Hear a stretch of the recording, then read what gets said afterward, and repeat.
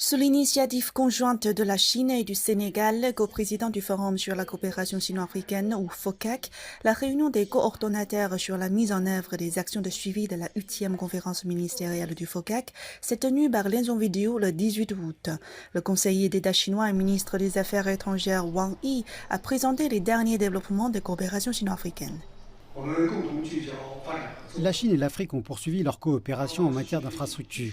Depuis la conférence de Dakar, le pont de Foundiougne au Sénégal, la voie rapide reliant l'aéroport international Jomo Kenyatta à Nairobi au Kenya, l'autoroute Kribi-Lolabé au Cameroun et bien d'autres grands projets ont été achevés et ont contribué énergiquement à l'industrialisation en Afrique.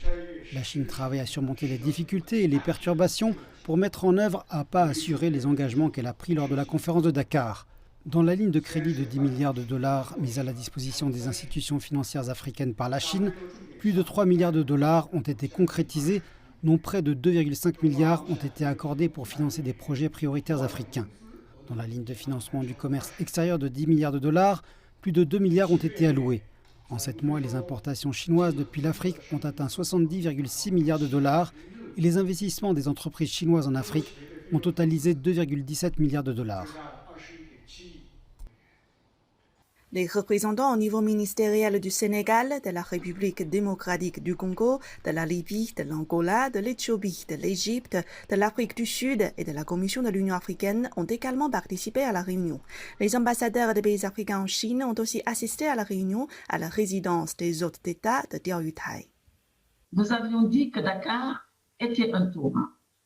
Dakar était un tournant puisque nous avions écouté le grand message de son Excellence Xi Jinping adressé à l'Afrique.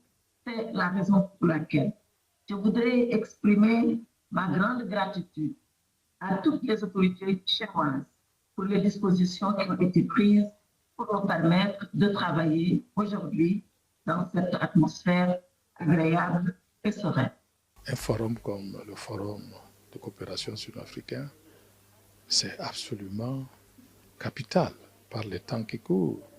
Parce que pour dire au monde, pour montrer au monde qu'il y a une autre manière de faire, le meilleur exemple, ce n'est pas de montrer juste ses muscles, de parler au nom de l'hégémonie ou de l'idéologie. Le forum renforce l'amitié entre la Chine et l'Afrique, renforce la compréhension mutuelle, renforce les relations d'assistance et de coopération. Et c'est cela qui fait que cette coopération est considérée comme une coopération exemplaire. En novembre 2021, la 8e conférence ministérielle du Forum sur la coopération sino-africaine s'est tenue avec succès à Dakar, au Sénégal, qui a marqué un jalon important dans les relations sino-africaines. La réunion aujourd'hui va accélérer la mise en œuvre des fruits du Forum, notamment les 9 programmes sur les coopérations pragmatiques sino-africaines. Marielle, CGTN français, Beijing.